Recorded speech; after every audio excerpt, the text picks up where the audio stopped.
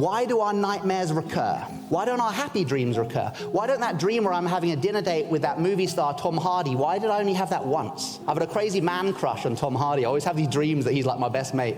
But why did I only have that dream once or twice? The nightmare is your internal therapist. A nightmare is a sign of a healing mind. If you are having nightmares, you are not unspiritual, you are not pathologized, there's nothing wrong with you. It's a sign that your mind is doing what it is supposed to do.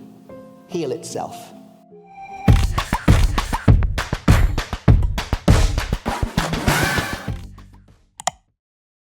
One of the most powerful healing modalities in the world is not found in the pharmacist counter, is not found in the jungles of Peru, and is not being prescribed by doctors. It's found in the dreaming mind, and specifically in the dreaming mind into which you bring conscious lucid awareness. Because once you bring lucid awareness into the dreaming mind, you have access to one of the most powerful virtual reality simulations in existence. A virtual reality simulation so powerful in its healing potential that cultures around the world across millennia have used it to heal the mind, heal the body, prepare for death, and engage spiritual practice while they sleep. My job over the next hour or so is to offer you this argument, this idea, this concept through a series of stories, case studies, and scientific research to prove to you how powerful lucid dreaming is. So by the time you leave here in an hour, you know why you'd want a lucid dream, and crucially, you want to learn how to do it. And if you do want to learn how to do it, then I've got a workshop later on today. Or you can do the quest. Who here's done the Mindvalley quest with me? Anyone? Oh, okay, cool. It's pretty good. It is pretty good. I think it is a very good lucid dreaming course, not just because of me, but because of the way Mindvalley present their stuff. So you can check out the quest and teach yourself to lucid dream. This talk will not be instructional. It will be enlightening, I hope, telling you about how lucid dreaming works and why you would want to do it. So we're going to begin with the basics. So what is lucid dreaming? Who's got a nice definition for me of what a lucid dream is? This is the interactive bit. Yes? Being awake in a dream, yeah, so being in the dream and knowing that you're dreaming. Any advance on that? Can we expand on that? Knowing that you're dreaming as you're dreaming, what then? Yes? Nice, yeah, having control over your dreams or influence, being able to change the dream while you're in it. So a lucid dream, by definition, is any dream where in the dream you go, oh, wow, I'm dreaming. So if you need to ask me, was that a lucid dream or was it not? It probably wasn't. Once you have a lucid dream, you will know. For most people, their first few lucid dreams go like this. Dream, dream, dream, dream, dream. You see a dead grandmother or you're back at school, something weird happens. You go, what? That can't be real. I'm dreaming. Oh my God, I'm dreaming. Boom. And then you wake up in bed. Has anyone ever had that? Okay, yeah. So a lot of my job is teaching people how to stay cool so they can stay in the dream for longer. But yeah, if you have a lucid dream, you're probably going to know about it.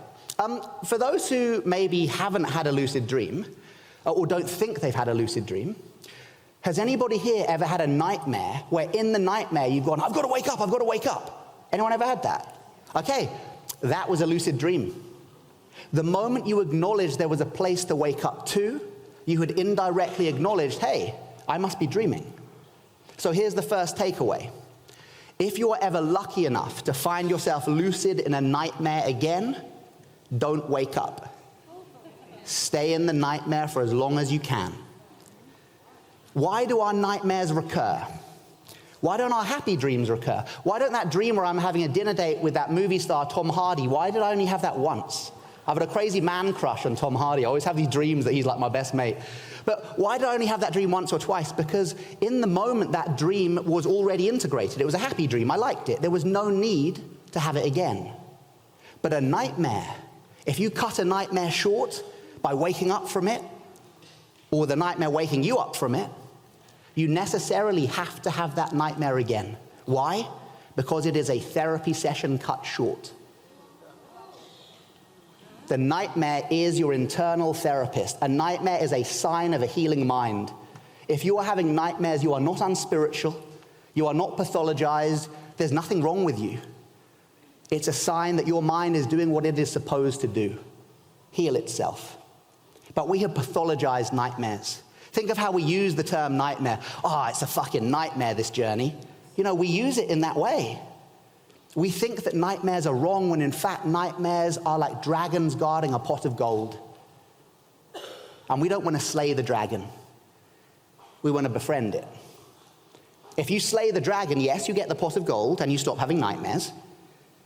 But if you befriend the dragon, you still get the pot of gold and you've got a freaking dragon to ride about and to harness all that energy, all that power.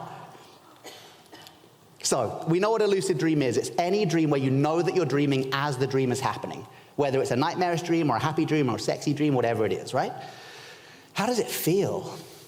You know in like Hollywood movies when they show dream sequences and they put on the dry ice, the smoke, and they got a soft focus and they're like, wow, man, he's dreaming. That is not how lucid dreaming looks or feels.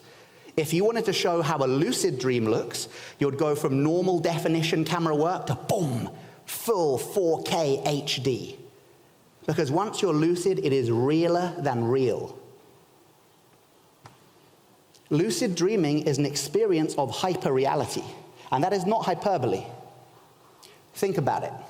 Right now, your experience of reality is being mediated and limited by the 5 sense organs being filtered through the 6th, the mind. Some of you are wearing glasses. Perhaps some of you have a perforated eardrum like me. Perhaps as you get older, you notice your taste becomes slightly less. So we know that our experience of reality right now is limited. It is not full reality. But in a lucid dream, those limits are removed. People often say in the lucid dream, wow, I could see every tiny blade of grass in that dream. I could smell everything as I walked through that garden. I could taste everything when I bit into that apple. Why? Because you're not seeing through your eyes in a lucid dream, you're seeing through your mind. You're not tasting through your olfactory senses, you're tasting through your mind. You're not touching through the touch pads, you're touching through your mind. It is an experience of hyper-reality. And this is why when we engage healing, trauma integration, or work with phobias in the lucid dream, the healing is so deep. Because it is such a profound reality into which we're engaging that healing. Of course, this is why lucid dreaming sex is so seductive. Because in a lucid dream, you're not having an orgasm, you're having a mindgasm. First 2 years of my lucid dream experience, 16 to 18, purely on sex and skateboarding. And I got really good at skateboarding, so maybe that neural pathway thing that we'll learn about later is true. But yeah, it can be addictive, that. Then luckily I got into Buddhism a couple of years later. I ended up living in a Buddhist temple for 7 years. And they have this thing called dream yoga, which is like the spiritual practice of lucid dreaming. And I started training with these monks and Tibetan lamas. And I said to them, you know, I can lucid dream. And they said, really? Wow, well, we do the monks training when we do the 4-year retreat. We train ourselves to lucid dream. And the monk said to me, so what do you do in your lucid dreams? Just like skateboarding mainly. I was so embarrassed, so I say to the monk, you know, well, what do you do? Why are you guys lucid dreaming then? And he goes, oh, we lucid dream to do our spiritual practice in our sleep. We lucid dream to heal and integrate trauma and psychological distress. We lucid dream for the moment of death. And it was like, boom. This penny drop moment. And from then on, I started really lucid dreaming. And getting to this stage now, where I'm promoting lucid dreaming purely for psychological growth and healing. And it is incredibly powerful. In a lucid dream, you are conscious within the unconscious. Conscious within the unconscious. Now, if that sounds a little bit like hypnotherapy, it should. And if I only had 30 seconds left with you, if I had the elevator pitch to give, I would say this. Anything you can treat through hypnotherapy, you can also treat through lucid dreaming. In the same way as a hypnotherapist will take a strand of the conscious mind down into the subconscious and plant a seed of healing intent, so too in the lucid dream, do you take a strand of the conscious mind, but not just into the subconscious, but into the depths of the unconscious, right to the bottom of the iceberg, simply because you can't get more unconscious than asleep. So the depth to which you go in a lucid dream is far deeper than any other modality. It does not mean that things like hypnotherapy, shamanic journeying, yoga nidra, psychedelics, dance work aren't great. They're brilliant and way more accessible than lucid dreaming. Lucid dreaming takes a bit of effort. But once you do have a lucid dream and you engage lucid dream healing, it seems to be very, very powerful. And only one lucid dream is required. Most of the case studies I'm going to share today are people who healed themselves in one lucid dream. Now, it may have taken weeks or months of the practice to get to the stage where they could become lucid, but once they did, one lucid dream was all that was needed.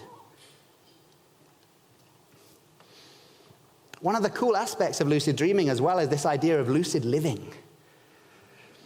You know, when you have a lucid dream, well, let's look at non-lucid dreams first of all. Every night when you go to sleep and you have your normal non-lucid dreams, you are being duped by an illusory hallucination that is so realistic you believe it to be real. Think about it. You think your dreams are real while you're in them. If you didn't, you'd be lucid. It's only when you wake up in the morning and the alarm goes off and you go, oh, well, I'm not really the Queen of England. I'm Charlie dreaming I was the Queen of England, right? And that was a real dream. I had this little pink hat on and a matching pink dress. So every night when we go to sleep, we are lost in illusion.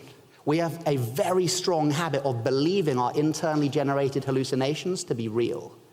When you start lucid dreaming, you engage a powerful deconditioning process that says, no more am I duped by the illusory hallucinations of my mind. Now I have woken up to them and gone, oh, it looks like reality, but it's not. I'm dreaming. This is all a hallucination. This is all my mind. If you have enough of those experiences, it starts to affect your waking state. If you have enough lucid dreams, you start to become lucid in the waking state. And full lucidity would be enlightenment. When I talk about lucid living here, I'm talking about waking up in the same way that the Buddha talked about it. Waking up from what to what? Waking up from the illusion of separateness, waking up to the reality of oneness. Every time you lucid dream, you are training a new muscle that says, I see through illusion. I am no longer duped by the bullshit of my mind. And that'll change your life.